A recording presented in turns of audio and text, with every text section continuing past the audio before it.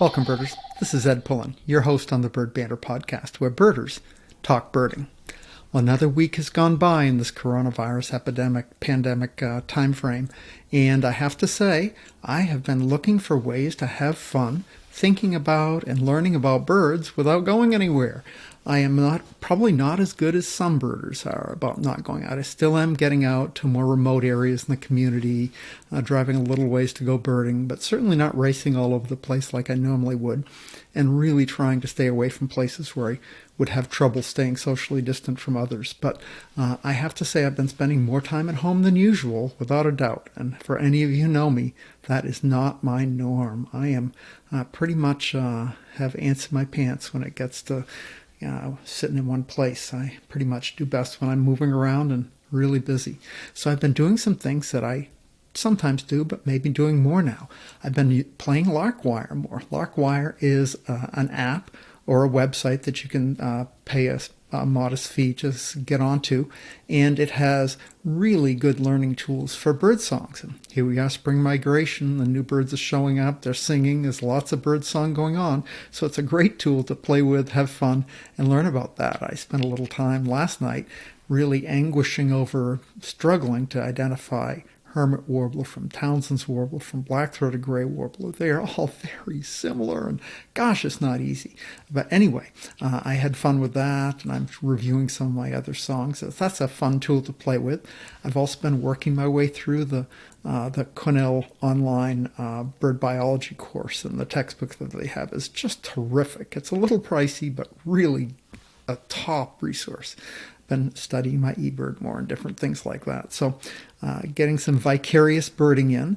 Blair Burnson, who's a friend and fellow blogger, was a guest on an earlier episode, has been putting up a Facebook post about favorite birds that he remembers from his 50 birds in 50 states and 50 days or something like that project that he's doing, and I've been enjoying reading about his Facebook posts from that. That's been fun, but overall pretty much biding my time and hoping this thing passes and trying to stay safe.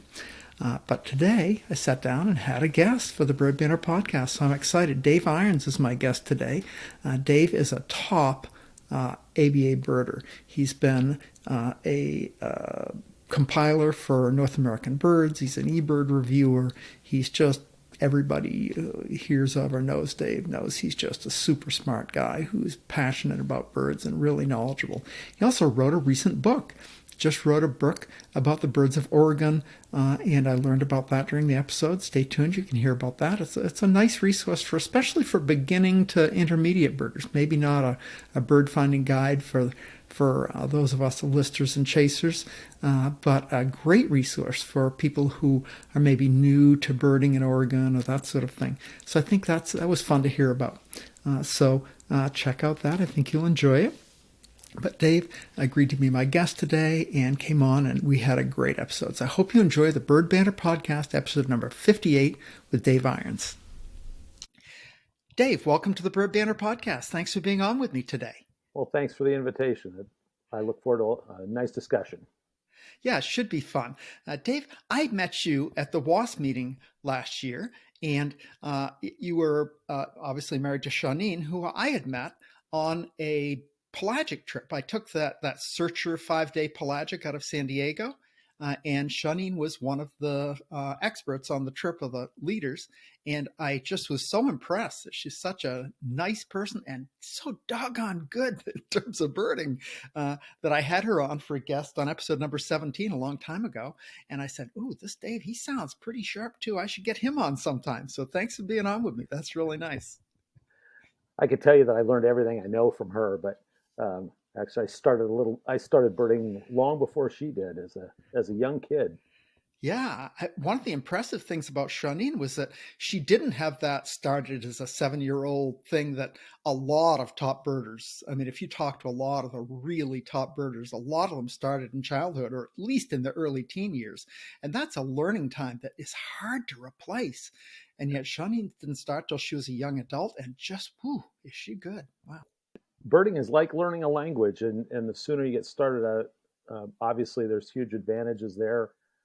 Most of the best birders I know started when they were really young kids, had parents or grandparents or somebody that inspired them to look at birds from a very young age. And it's like anything, kids pick up skills like that very quickly, much better than adults do in most cases.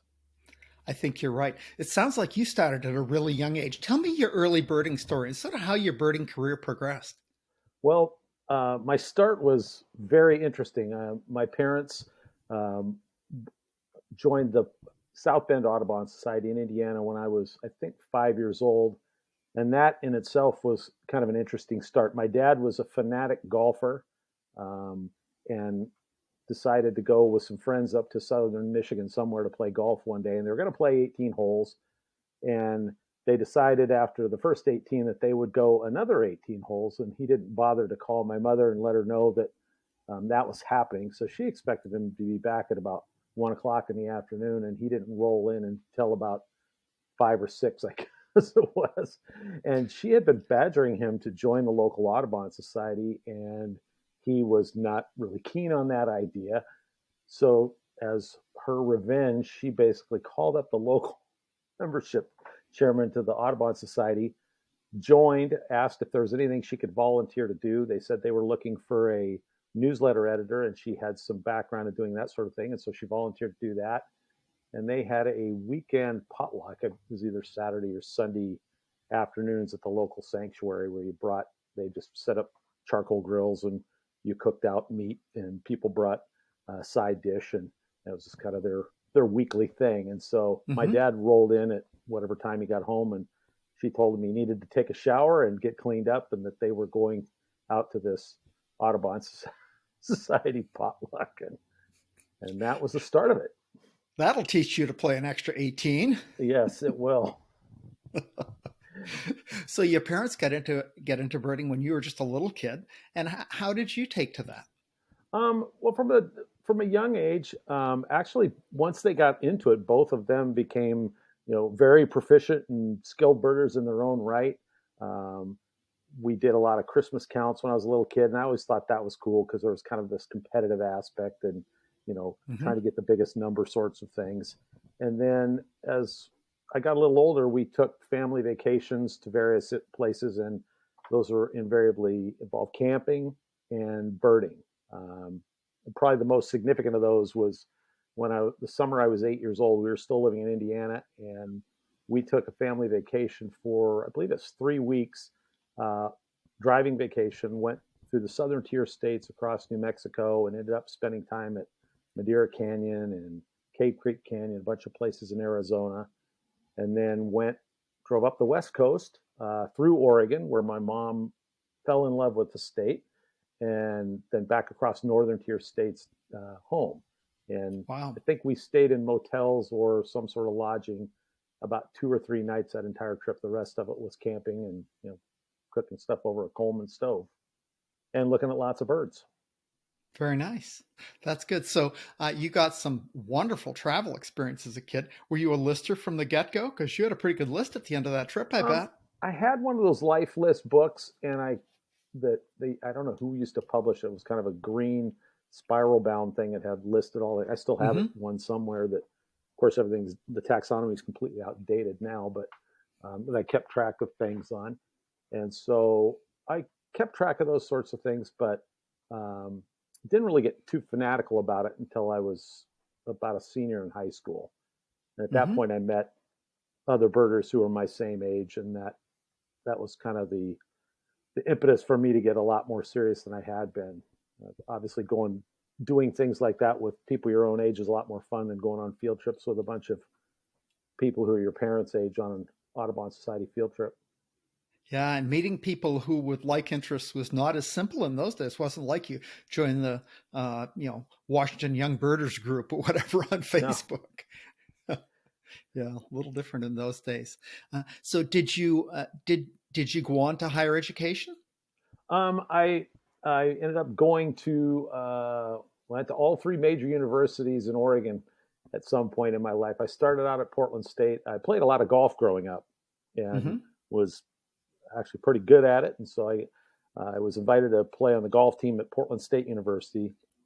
So I did that for a year, but then I had some issues with my knee that required surgery that kind of screwed up my golf swing. And by that point, I was a lot more serious into birding too. So birding was a lot less frustrating than golf.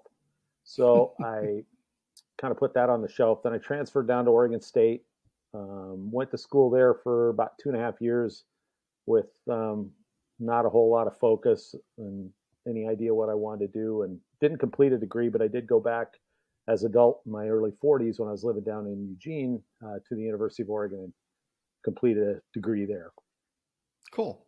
So, unlike the travel you did when you were young with your parents, lately it's been stay at home. This coronavirus of COVID-19 has really put a damper on chasing birds and big trips this spring.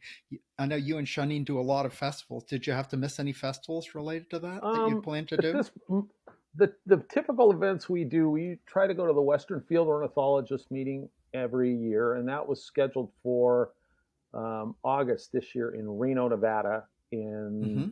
the board of WFO, as we refer to it, decided fairly early on to postpone that and cancel it for this year, just because they didn't want to get to a point where they were committed financially to a lot of hotel rooms and event space and then not use it and have it. I'm a lurking member of WFO too, so I get those emails. I saw that. We Yes. really enjoy their conferences every year, and then the primary thing we do every year is the Rio Grande Valley Birding Festival, which is um, the valley is like a second home to us at this point, and the people, particularly the leaders and the volunteer festival staff down there, are like family to us, and we we look forward to the socializing as much as we do to the birding at this point. I And bet you do. I love that. That was the first birding festival I ever really went to several years ago. I've kind of, somehow been averse to going to big birding things like that. I'm not at the level where I'm going to be shoulder to shoulder with the top birders, and somehow getting on a bus to go birding with a bunch of people didn't appeal to me. But boy, that was a wonderful festival. I loved it. yeah, And I the coolest thing, I spent a month in the Lower Rio Grande Valley this winter. I went down for half of January and half of February and got one of the last flights home I felt comfortable taking after that, yeah, and it's had a chance to talk with Mary Gustafson down there, who is, I think she has been in charge of the field trips for that festival for years. over the And last probably 12, 13 years, she has been, all but a couple of years, she has been the festival's field trip chair. mhm. And a leap of faith on her part was the reason I ever got to go there to begin with. When Shawneen and I first got together that next fall, she had already committed to going to the festival, and I Mhm. don't know if she may have done a T-shirt for him that year, and so she went down as a keynote speaker and as a guide on the trips. And Mary at the end of the festival said, we're always looking to expand and kind of diversify guides and bring in new guides. Anybody you think that you might want to bring, or and then asked her if she's coming back next year. Shawnee said, "Well, I'd love to come back, but I really feel bad not bringing Dave along." And Mary had never met me, and at that point Sure. in life, I had never been to the Rio Grande Valley, so I'd green jays and all the really easy stuff you get down there for all life birds. Yeah, they're great birds. So you know, Shawneen said, look, Mary, this guy's really sharp. He'll do great. He'll pick up on the local birds really fast, and within a few days, it'll be like somebody that's lived there for 6 months. And so Mary said, well, I'll bring him on as a guide under one condition, and that's you come down early, 3 or 4 days early, and you spend some time birding around, so he gets familiar with all the common birds, kiskadees and green jays and that Sure. sort of thing before you're out on a field trip. So we laughed, and I said about how much fun it would be, to be out there leading a field trip and, getting all these just relatively common birds down there and doing fist pumps and yeah, hey, another lifer for the leader. Meanwhile the participants are getting less lifers than I am. Um, but we've continued that tradition, and one of the cool things that first year we had so much fun just traveling around and kind of getting a lay of the land, and it's different every year depending on how much rain and water there is around, and the dates. Even a few days difference in dates will make a difference on whether there's ducks around or whether there's not. So it gives you a good idea when you go to lead field trips what places to make sure you hit and other places that might be kind of slow and to avoid. So we now every year when we go down, we always go down as early as we possibly can, usually the Saturday before the festival starts on Wednesday, and spend 4 days just poking around and seeing what's happening before all the participants arrive. Such torture to have to spend an extra 4 days birding the That's lower Rio Grande Valley in the winter. I mean, gosh, I just can't think of anything worse. yeah. You know? I always joke with people. My three of my favorite language words in the English language are on the outside of the airport. And it's "Welcome to Harlingen." I see that, and Exactly. I know I'm about to have a good time.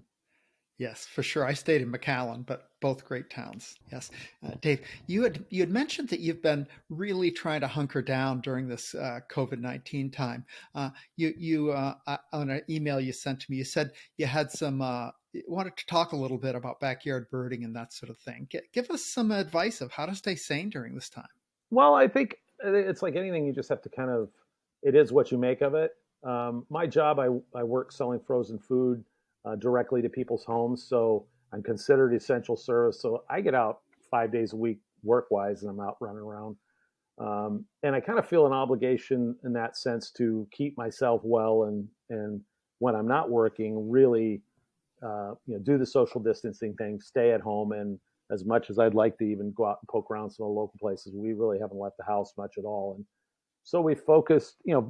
Thankfully it's spring migration, and there's new birds arriving in the neighborhood every day, so that's good.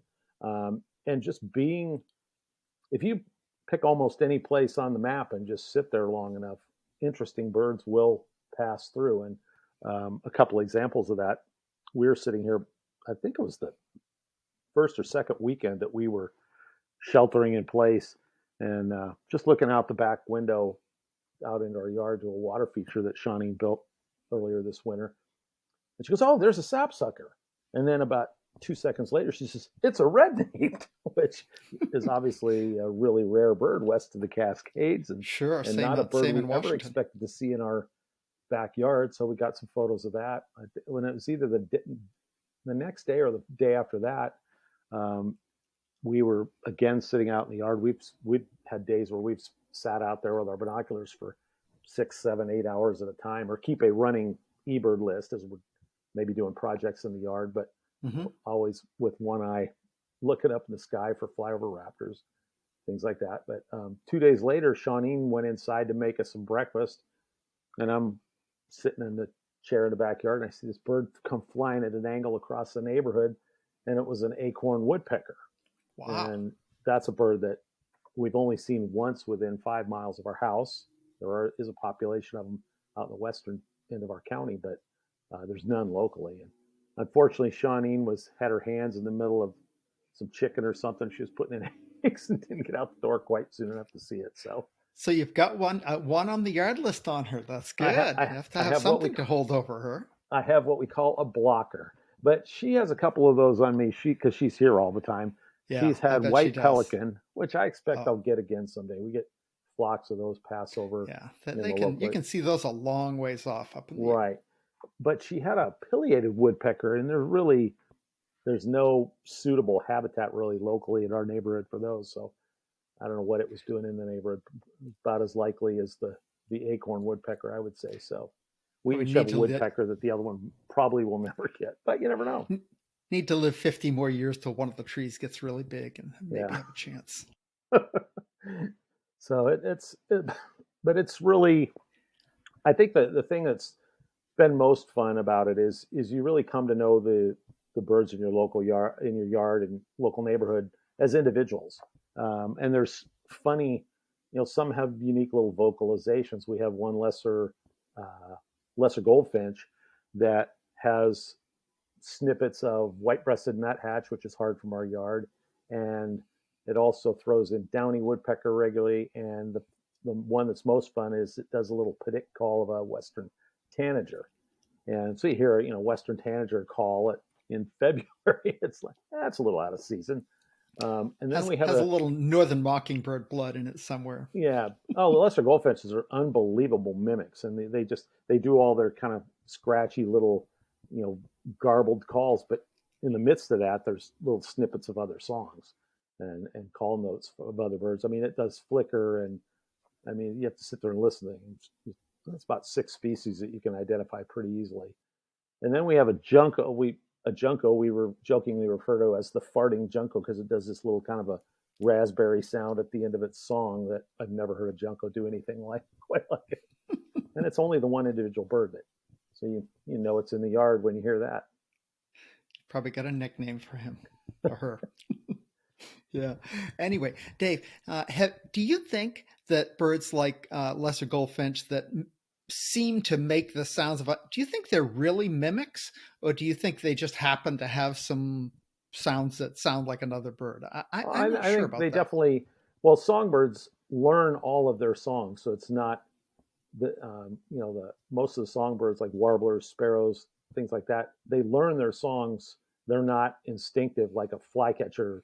Will a flycatcher does a Fitzpew? They all do Fitzpew. They don't learn that from others. They Right. they come out of the egg with that programmed in. But other songbirds basically they learn songs and their vocalizations from other birds within their population. Most birds just imprint on their parents, learn their parents' songs and vocalizations, and will repeat those. But if you get into birds like a lot of the warblers have local dialects. So if you go up and Mm-hmm. down the Cascades, for instance, in our neck of the woods, and you go from one end of the range to the other of birds like uh, black-throated gray warbler or hermit warbler or Townsend's warbler, from one location to the next, there'll be slight variations in the patterns of the songs.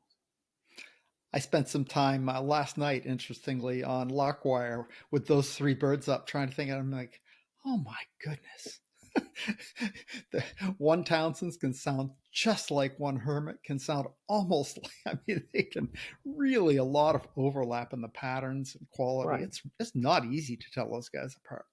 Well, and then you consider that Hermit and Townsend's hybridized too, and so they're and probably been doing that for millennia. So you have probably some hardwired internal tendencies maybe to Yeah. to tend to one song or another if you have ancestry of the other species. So Yeah, very cool. Dave, you mentioned that you've been fascinated or have done some, I don't know if research is the right word, but have studied and become really intimate with some of the uh, uh, migratory patterns of some birds. Tell me about that, and what got you into that, and what fascinates you about well, I mean, I think it's always part of it's just the anticipation of spring migration. You want to know when to expect things to show up, and you could start getting excited about the 20th of April that all of a sudden, tanagers and black-headed grosbeaks and the first warbling vireos are likely to show up in the neighborhood any day.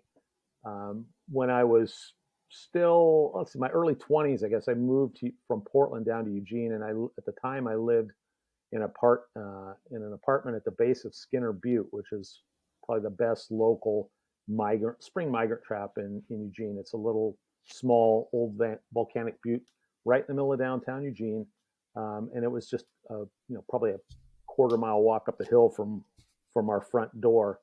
And I was living with Steve Heinel, who now lives up in Anchorage, Alaska, and David Fix, who was one of my earliest birding mentors, who lives in Arcata, California.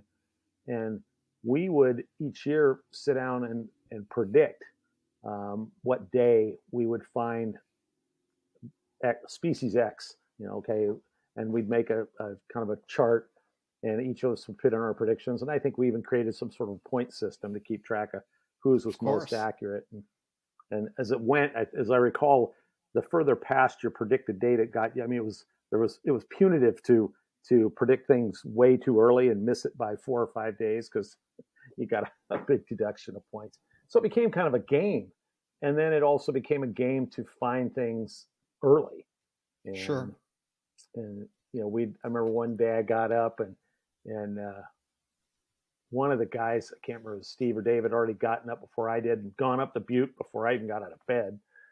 And I got up and was having coffee. And I said, looked at the calendar, thought about what day it was, and thought, today would be a good day to get, McGillivray's warbler ought to show up today. And whoever it was said, yeah, I had one this morning. They'd already been up the butte. Yeah. tick that Yeah. off. So, I, um, I laugh. I lived in Puyallup for several years, just a little bit east of Tacoma here where I live now. And we had a lot of, relatively mature, 40, 50, 60-year old Doug firs in the neighborhood.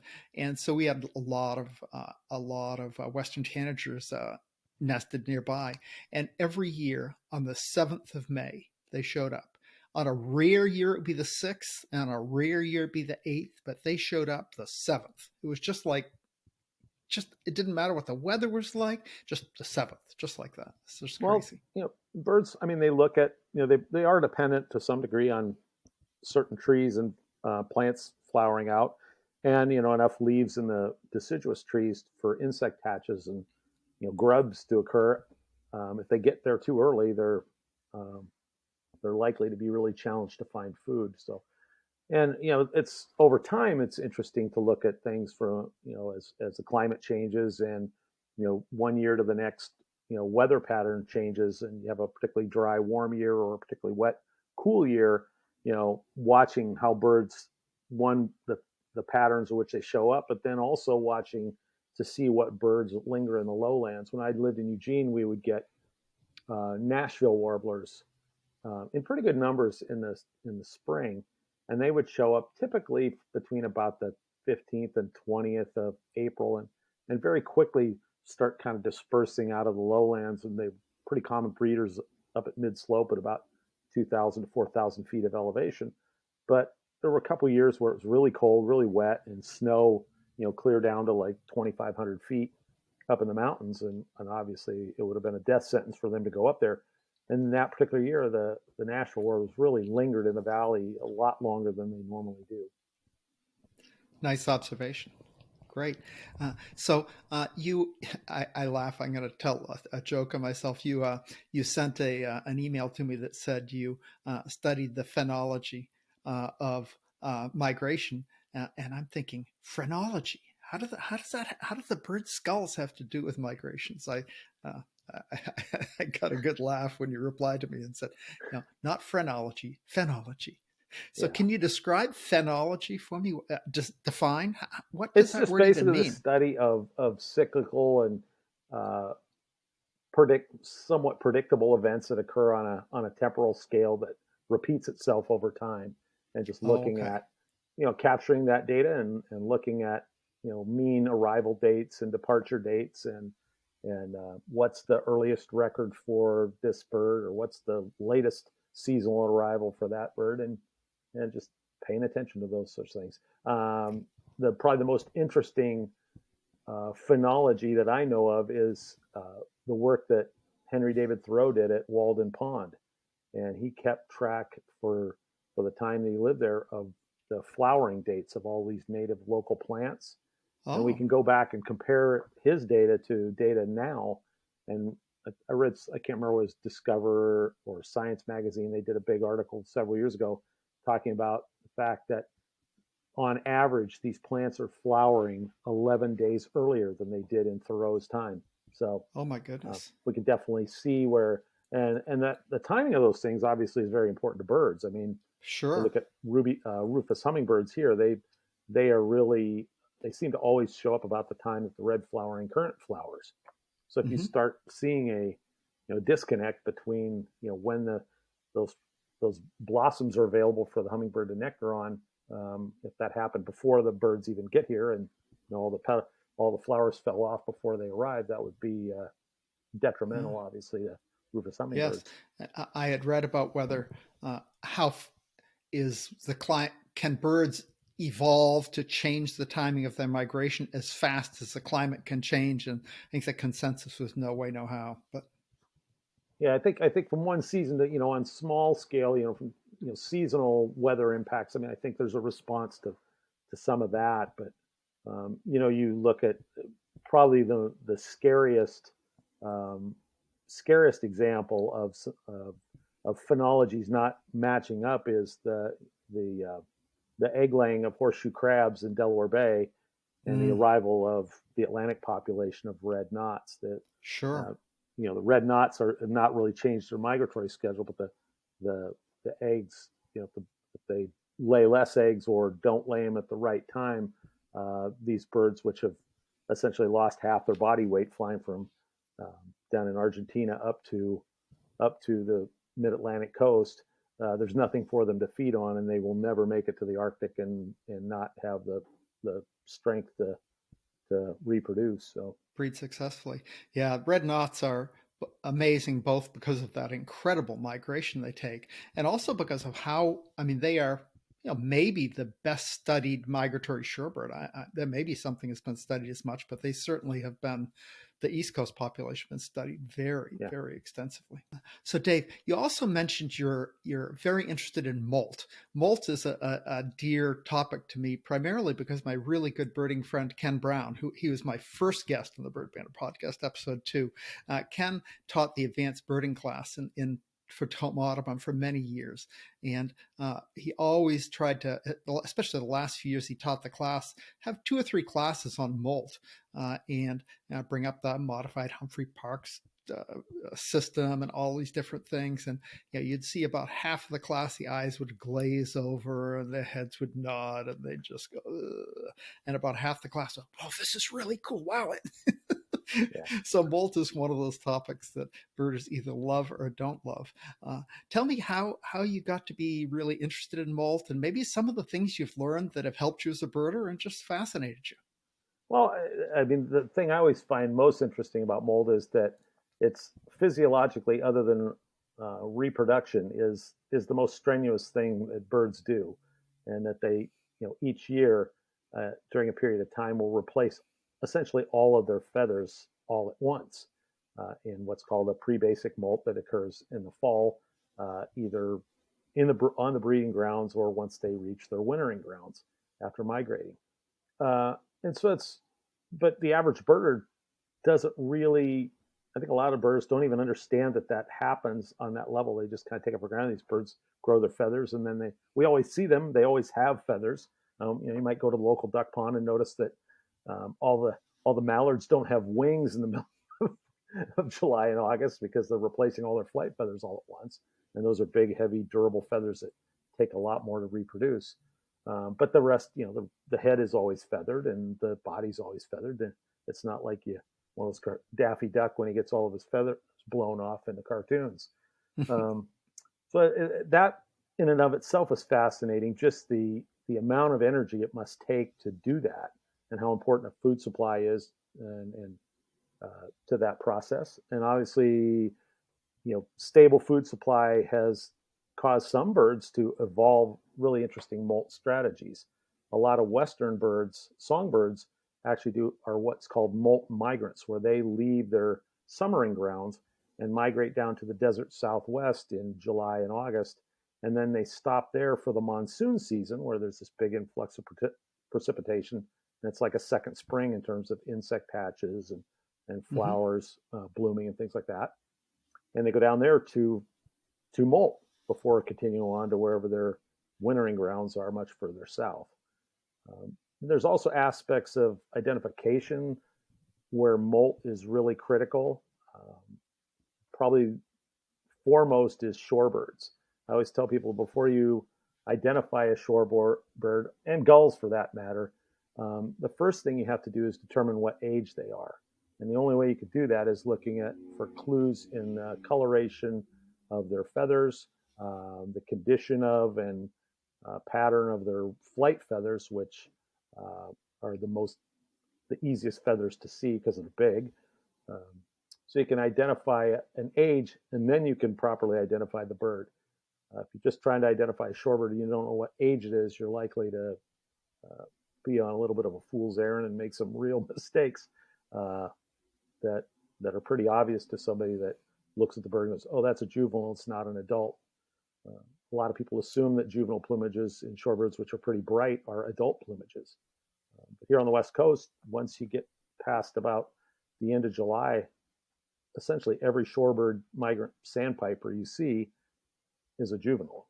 There's almost no adults still hanging around in some species.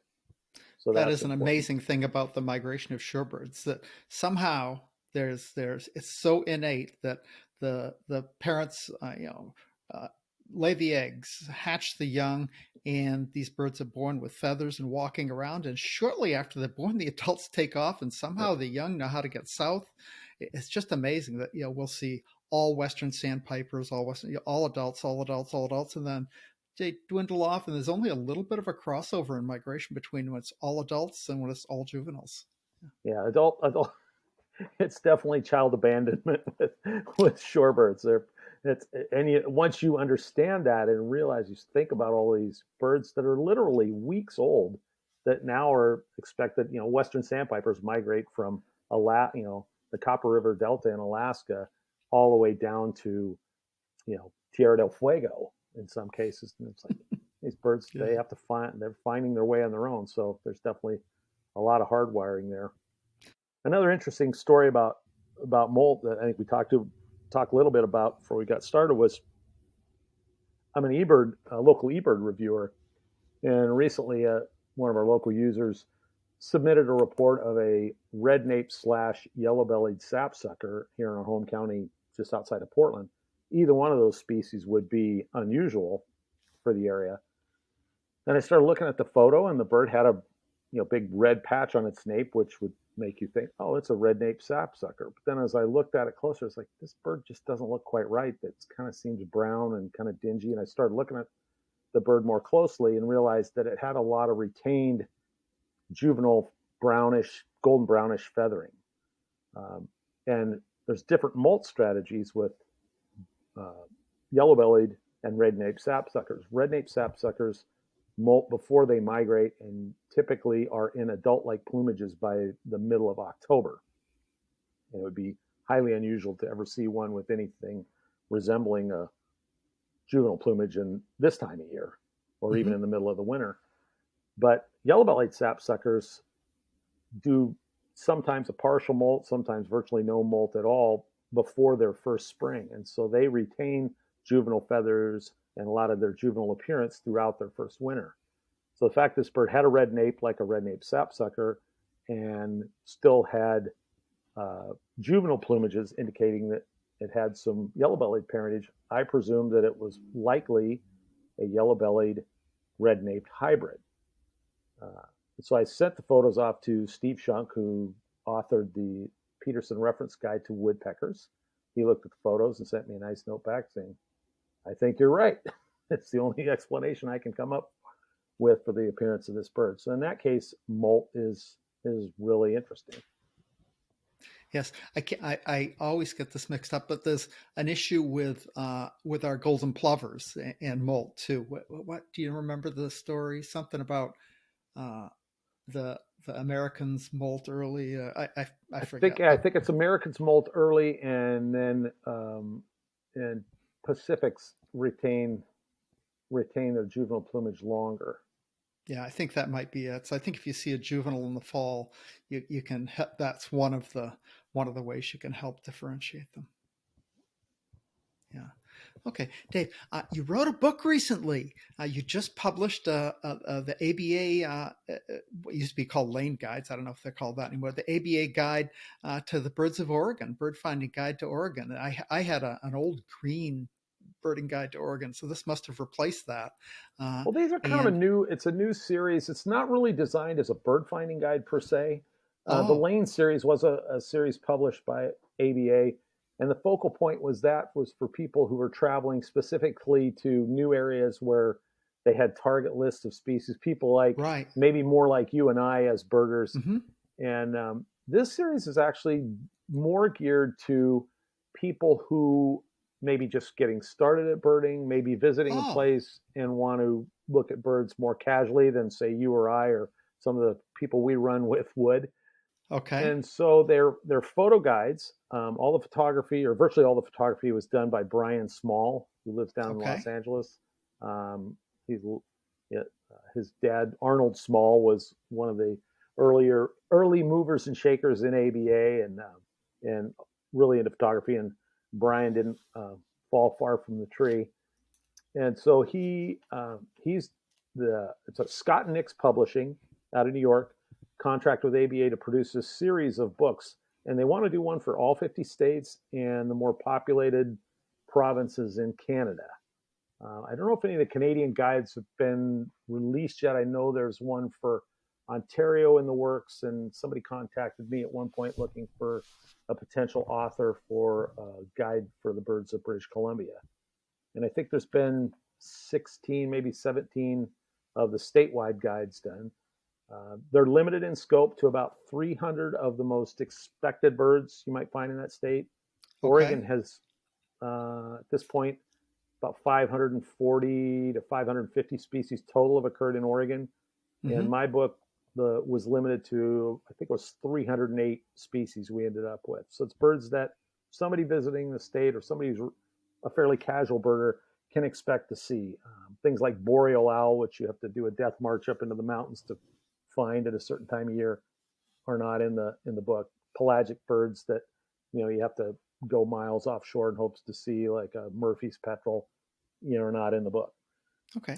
So is But this more of a bird identification book, or is it more of a where to find book, or It's a how's combination it of the laid two. out? One, I had the opportunity to look at several of these guides and appropriated a couple of really good ideas for that I saw in other books. One of my favorites is what's called the birding year, and it goes through month by month through the calendar where in your particular state would you recommend somebody go. So in Okay. Oregon's case, if you're going to be in July, you want to go up into the mountains. Fall migration really hasn't Sure. started. There's more moisture up in the mountains. Birds tend to breed a little later, so you get a lot of active juvenile birds on the landscape. During the winter months, go to the valley refuges and look at geese and ducks. And in May, try to make a trip to Malheur Refuge, one of the desert oases, southeastern Oregon. So give people who may not know people or be intuitively inclined to figure out where to go. And most new birders, that's a challenge. Well, where do I go? What's my best plan of attack for, given that it's April 25th? Where should I be going birding today? Kind of give people ideas for that.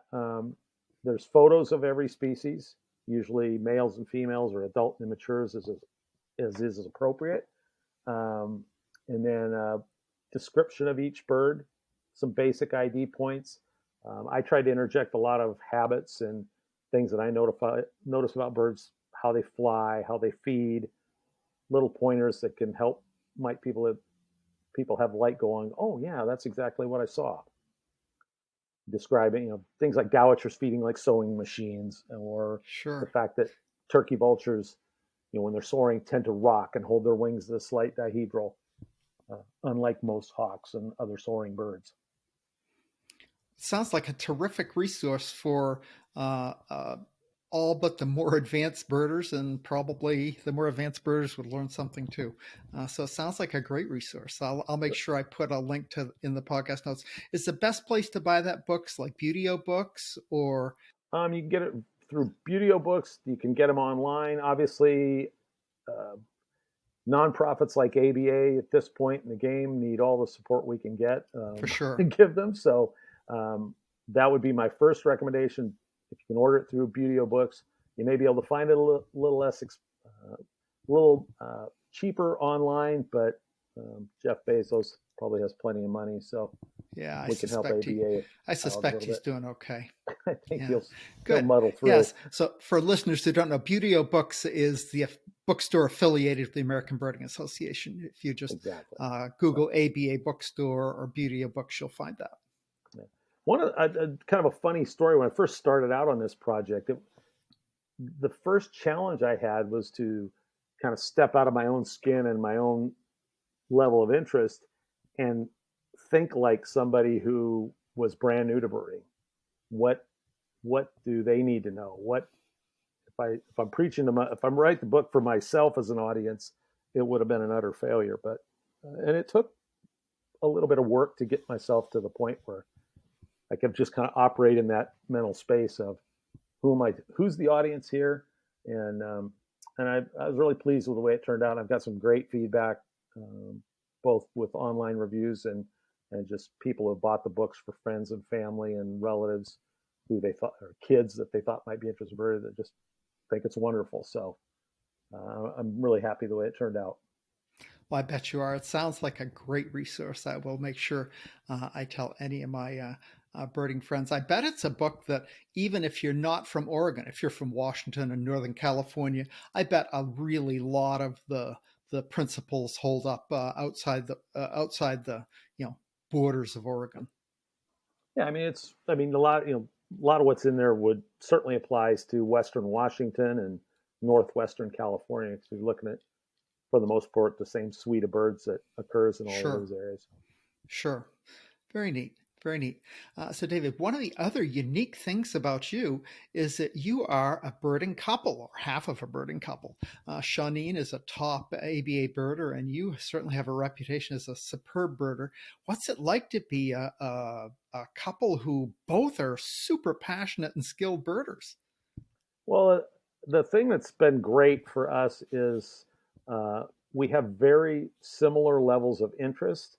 We tend to bird at the same speed, which is important because if you have one person that's just a listing maniac, go go go, 100 miles an hour, and the other person wants to stop and take photos of the molt limits of a first spring Western tanager, it doesn't take very long before the other half of the party is a mile down the beach looking at something else. You have to go on a scavenger hunt to find them. And I joke about Shawneen and I. We tend to bird in parallel because she's interested in dragonflies and butterflies, and I like butterflies a little bit, but it's not my thing on the level it is for her. So we actually will go birding together and be together, but not necessarily together all the time. And it works. She'll be off taking photos of butterflies and dragonflies while I'm taking pictures of molt limits on the Western tanager. So, and everybody's happy. Are you saying she's a more well-rounded naturalist than you are, David? No, because she doesn't know trees at all, and I know them really well. She's, what's this tree? And she'll refer to a pine tree. No, that's a fir. No, that's a spruce. That's a cedar. so, Okay, okay. I so couldn't get we one on all you there. all have our side hobbies. But well, I have gotten into I mean, there's lots of butterflies I can identify. I'm not into dragonflies so much. They're way too challenging. They all look alike to me, and you have to look at their reproductive parts in some cases to figure out what species they are. I don't need I'm not interested in anything I need a microscope to identify or a magnifying Really, glass. really. Yeah. Dragonflies they are cool. I mean, they are just Oh, cool. You see them definitely. flying around and they're super cool. But I have to say, I mean, I think I can identify two or three species, Yeah, maybe. I just I can tell hardly. you, I can eight spotted skimmer and green darner is about the extent of my knowledge Yeah. there, That's pretty and I'm much where fine I'm at keeping it too. that way. Pretty much That's where why I I'm have at too. Shawnee. She's my reference book. What's that? If all goes well, my next guest is going to be Dennis Paulson. I think I have him set up to talk with next week. So Yeah, talk about the dragonfly expert of North yeah, America, if, and not anything. So I'm hoping I learn a little bit about dragonflies when I talk to him. yeah. You probably learn more than you need to, more than Yeah. you're able to assimilate. Oh, without a doubt. That's usually what happens when you do that. But no, Shawnee, now we really we have a lot of laughs. The one thing about us is, I mean, it's kind of interesting. So often in the birding world, it's the male. There's definitely a little bit of a patriarchy there, and the male half of the equation usually gets more credit and is assumed to be the better birder. But Shawneen is, she's kind of like Cher or Madonna with one name. You just say it, and people know who she is. And Yeah. the real fun thing with being with her is that she's opened doors and opportunities for me that I probably wouldn't have had otherwise. Getting to go and be a leader at the Rio Grande Festival, getting to know people in the ABA hierarchy, where when it came time to look for somebody to author this book, look to me first as opposed to any number of other people they might have considered. Yeah. Sometimes it's nice to have a celebrity as a spouse, I bet. Now, if she spots a Swainson's hawk flying over the yard while I'm sitting in here doing this podcast, I'll be annoyed. But Yeah. Well, she you said that know, you could do editing though, so if we needed to take a quick break for me to run outside, we Absolutely, could. absolutely. If you need to run outside, you do just that, and I can splice it right back in. I try to keep these pretty real and not too heavily edited. I think they're better that way. But in case of an emergency like that, I could certainly make do. you can have a bird emergency now and again. Though she hasn't. I Yes. think she's mostly working in the garden, so she's not looking up that much. I'm Yeah. safe. You think you're okay. You don't want her to get another blocking bird on you while you're No, talking no. to me. That would be really rough. We did get our first cliff swallow for our yard this morning, which was kind of Oh, cool. wow. Okay. I don't think of that as, I mean, depends whether you live where there's some breeding spots. Dave, do you have bucket list things that you want to do, or what's down the road, assuming that the ability to bird where and when you want returns? Who knows when that will be? I get to Do you leave home have things someday. that you really do you have things that you really want to do or hoping to? What's on your wish list? Um, I guess the main interest for me would be doing more birding in the American tropics, particularly Mexico, Central America. Um, we did make one trip to Mexico, our honeymoon trip. We did a 2-week trip to Oaxaca and Chiapas in Mm. 2016 or 17. That included going to El Triunfo and getting to see horned guans and a bunch of other really cool stuff. So definitely like to do more of that. I'd like to get to Asia to see uh, a lot of the Asian shorebirds, particularly spoon-billed sandpiper, while they're still extant. Um, Other than that, I don't have a lot of big trips. There's so many places, just in the U.S. that I've never been. I mean, or that I've been to and I just like to go back to and spend more time. I years and years ago realized that I was probably not going to have either the discretionary time or the discretionary income to play the listing game at the highest level. So that's not really a driving force for me anymore. I still will chase any new bird for Oregon or a new ABA area lifer if it's not too far away, like the Siberian Excenter this winter up in Woodland, Washington. Hasn't But that been quite is that I don't think it's still around, but it's stuck for a long time. yeah, That was the great. last I think the last sighting was on the 25th of March. Yeah. It was So a beautiful bird. God, I got down. I told you I spent a month in Texas, and the laugh was about a week and a half before I was set to go to Texas. A fork-tailed flycatcher showed up in Texas. Oh, why did it have to come? Because they're sort of notorious for not sticking in a place very long.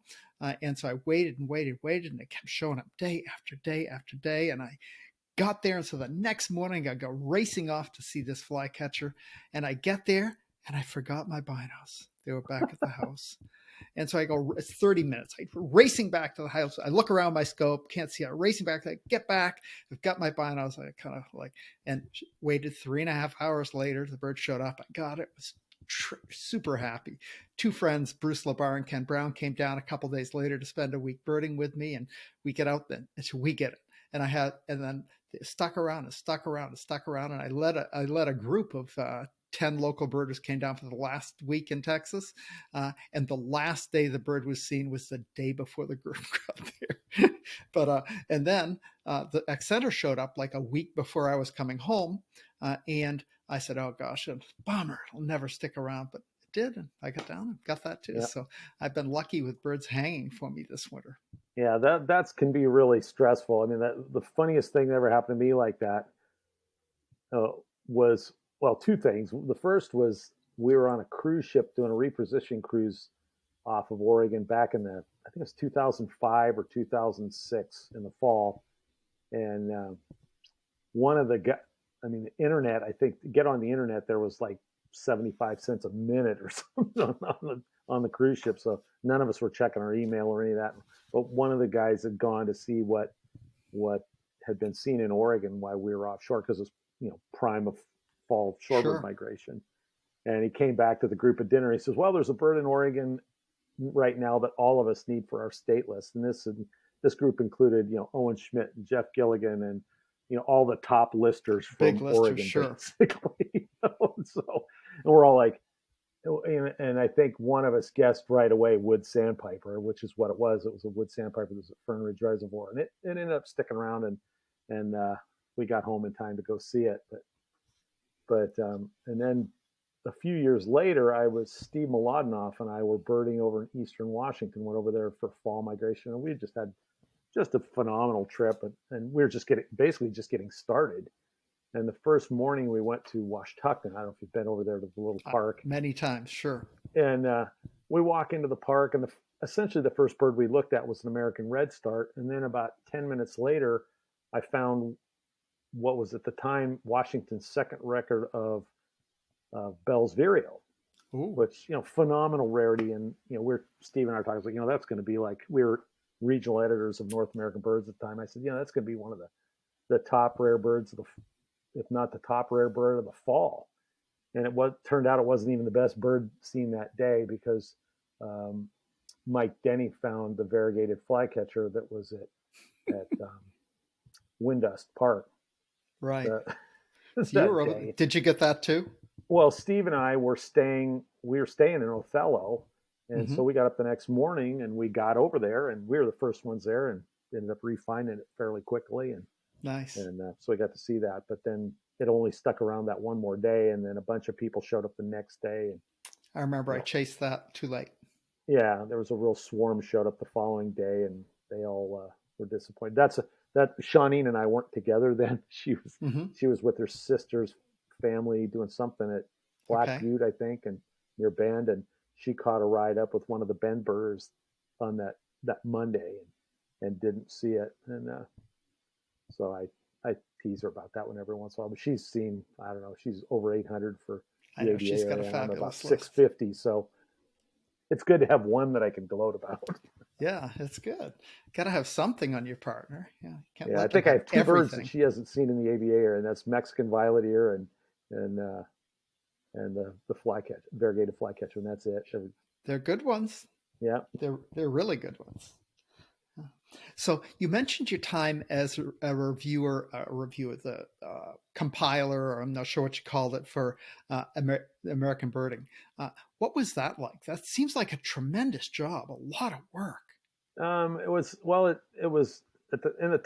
the time that I was a regional editor. It was called North American Birds. It started out as Bird Lore back in 53 or 55 or something like that, and then became American Birds for a long, long time. And then for a while was Field Notes, and then it eventually morphed into North American Birds, which, and it got passed around a little bit from organization to organization. And then it became the property of ABA, I don't know, 15, 20 years ago, maybe now. And funding for it has always been a challenge, and it's kind of dense stuff unless you're really into such things. So it never had a huge subscriber list. But I was a regional editor, co-regional editor with Steve for Oregon and Washington, and then he retired, and I became kind of the senior regional editor. And I work with Brad Wagner, who I know you know. Oh, yes. Doug Schoenwald worked with us for a while, and then Ryan Merrill worked with us for a while, doing the pelagic portion of it. And it is a lot of work. The main thing is you just have to follow all the local listservs and kind of and have access to all the various reporting channels. And early on, it wasn't so bad because Oregon Birders Online and in Oregon and Tweeters up in Washington were essentially where everybody reported their unusual finds.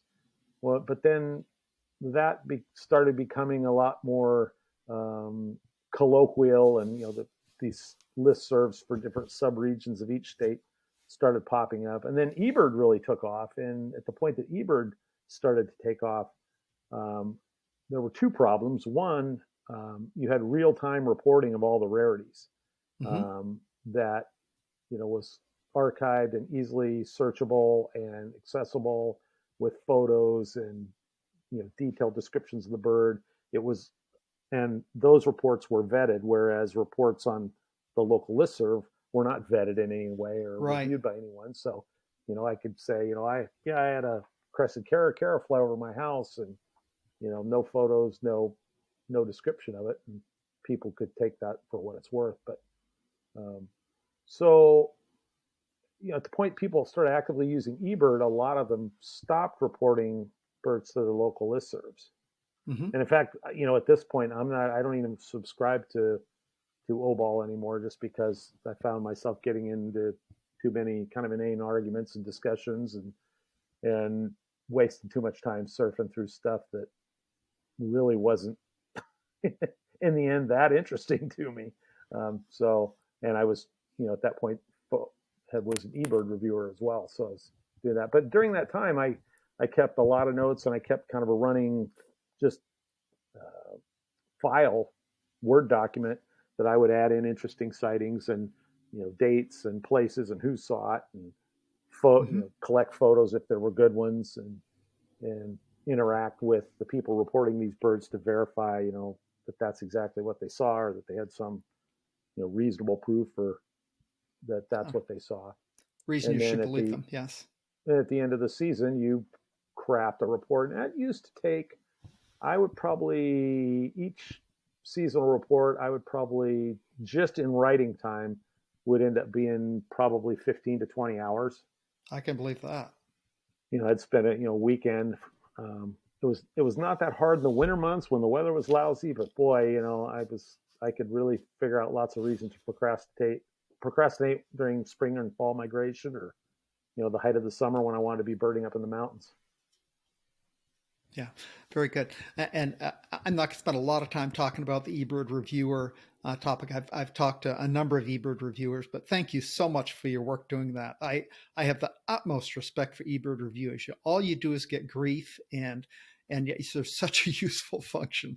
I have to say, I always feel so grateful when I get feedback from an eBird reviewer, because it's usually so helpful. I mean, I learned something. I make mistakes. I mean, we all make mistakes, and having an eBird reviewer question you, and it helps you think. It makes you better. I think that's terrific, but I think some people maybe don't have that attitude.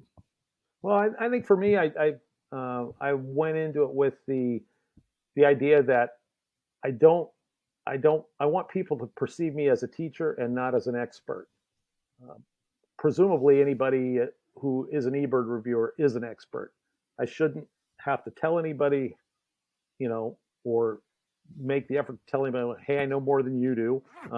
Nobody responds well to that.